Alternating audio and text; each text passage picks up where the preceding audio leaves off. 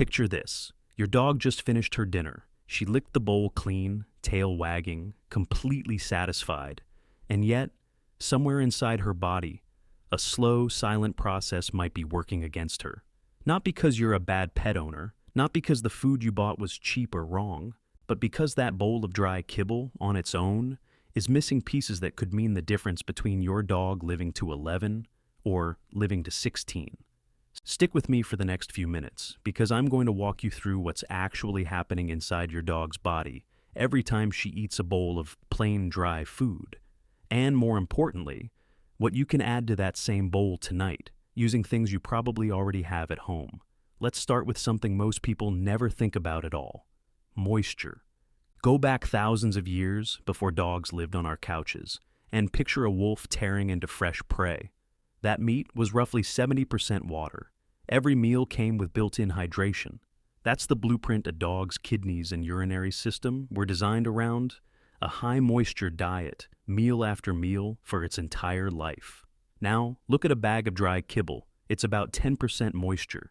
That's a massive gap from what the body expects. When a dog eats nothing but dry food day after day, year after year, she's living in a state of very mild, very quiet dehydration, one that never feels dramatic enough to notice, but adds up over a decade of meals. Here's what that quiet strain actually does. The kidneys are essentially filters. They're supposed to have a steady supply of fluid moving through them to flush out waste. When that fluid is chronically low, the filtering system works harder than it should for years without ever throwing up an obvious red flag. And this matters more than most owners realize, because kidney disease is one of the leading causes of death in dogs as they age into their senior years. You've probably even seen the evidence yourself without knowing what you were looking at. Does your dog finish her kibble and then walk straight to the water bowl and gulp down water like she's been in a desert? That's not just thirst. That's her body trying to catch up on hydration it should have gotten from the meal itself. And here's the part that worries me as a vet. Gulping a large volume of water quickly, right after eating, can actually increase the risk of bloat, which is a genuine emergency in dogs, especially larger, deep-chested breeds. So here's the fix, and it costs close to nothing. Stop serving a bowl of bone-dry kibble. Add moisture directly into the bowl before she eats. The gold standard here is a dog-safe bone broth. Pour about a quarter cup over her regular kibble and let it sit for 5 minutes so the kibble actually soaks it in, rather than just sitting in a puddle at the bottom of the bowl. If you're buying broth from the store, flip the container around and read the ingredients like it's a contract. It has to be unsalted, and it absolutely cannot contain onion or garlic, both of which are toxic to dogs even in small amounts. If bone broth isn't in the budget this month, plain warm water does something similar. It releases more aroma from the kibble, which helps picky eaters actually want to eat. And it gets that hydration into her system with her food instead of hours later. Simple, nearly free, and it protects an organ she'll need for the rest of her life. Now, let's talk about something a little more invisible: inflammation. If you've spent any time around human health content, you've probably heard the word inflammation thrown around constantly. It's not just a buzzword. In veterinary medicine, chronic low-grade inflammation is one of the threads running through almost every disease we see in aging dogs: arthritis, heart disease, even certain cancers. Here's the connection to food. Dry kibble tends to be heavy in omega-6 fatty acids, largely because of the grains and animal fats used to make it shelf-stable.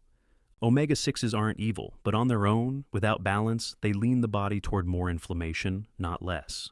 What balances them out is omega-3 fatty acids, the body's natural anti-inflammatory toolkit.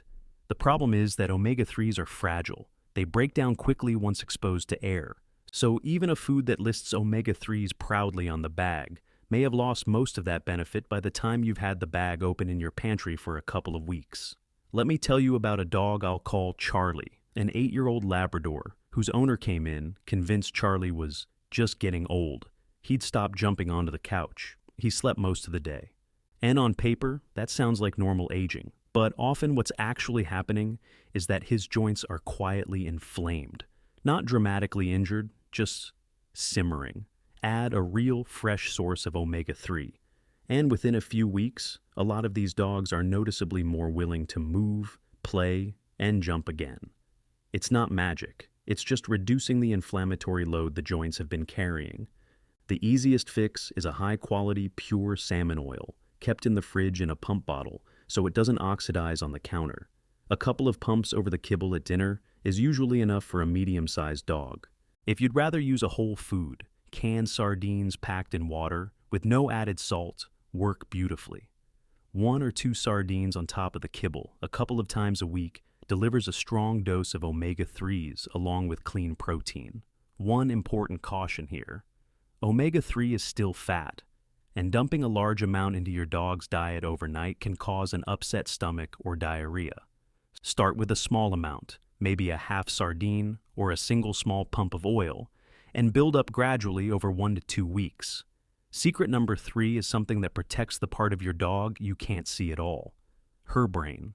As dogs age, their cells naturally produce waste byproducts called free radicals. Left unchecked, these free radicals damage healthy tissue over time, including the delicate tissue in the brain.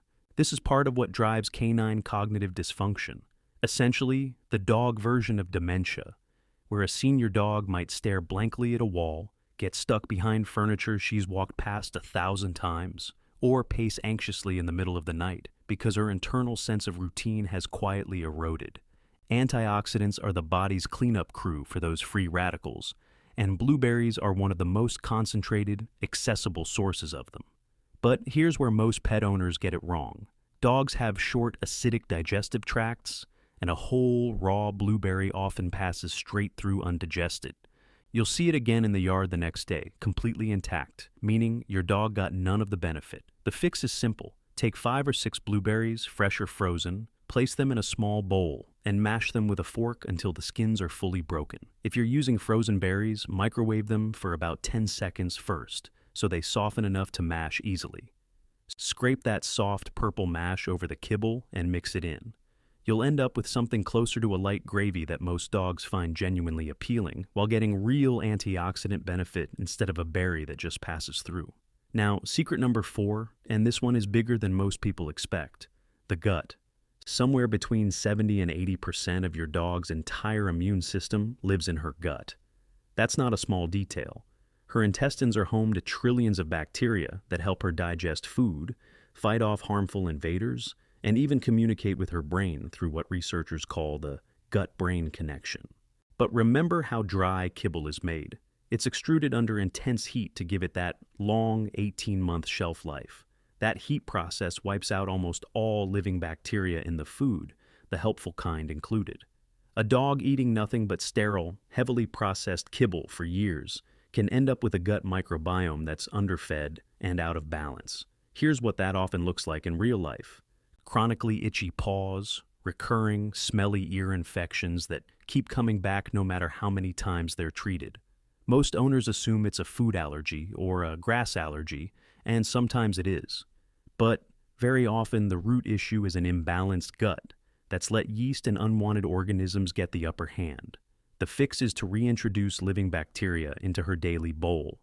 Plain kefir, or plain unsweetened yogurt, is one of the simplest ways to do this. About 1 tablespoon mixed into dinner works well for a medium-sized dog. Again, read the label carefully. It needs to be completely plain, with no added sugar and no artificial sweeteners. Xylitol, a sweetener found in some light or flavored yogurts, is highly toxic to dogs, even in tiny amounts.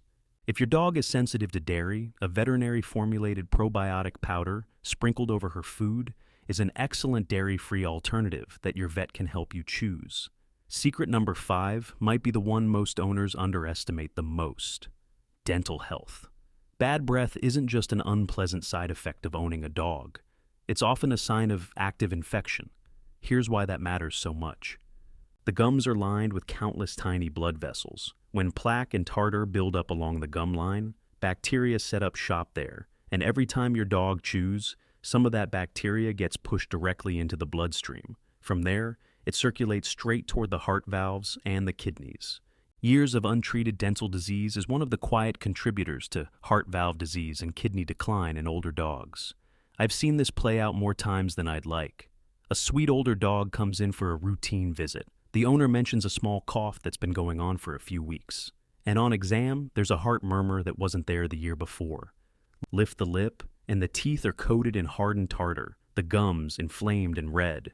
The heart issue, in many of these cases, has been fueled for years by untreated dental bacteria. The most convenient daily fix is an enzymatic powder sprinkled over the kibble, often made from specific seaweed extracts. As your dog digests it, the compounds are secreted through the saliva and help soften plaque so it flakes away more easily during normal chewing. If you go this route, look specifically for the VOHC seal on the packaging. That stands for the Veterinary Oral Health Council, and it means the product has actually been tested and shown to reduce plaque, rather than just claiming to. But nothing replaces physical brushing.